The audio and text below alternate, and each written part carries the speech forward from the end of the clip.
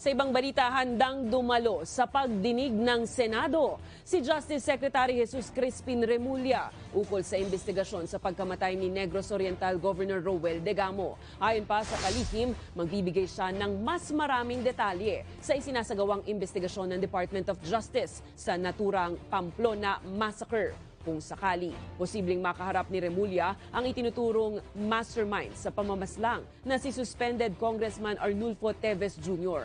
Ayon kasi kay Public Committee Chair Senator Ronald Bato de la Rosa, dadalo rin ng pagdinig si Teves pero sa pamamagitan lamang ng video conferencing. Siguro gagamitin niya itong avenue, itong hearing nito para yung side niya ay marinig rin ng publiko. And that is a good sign. If he wants to cooperate with our probe.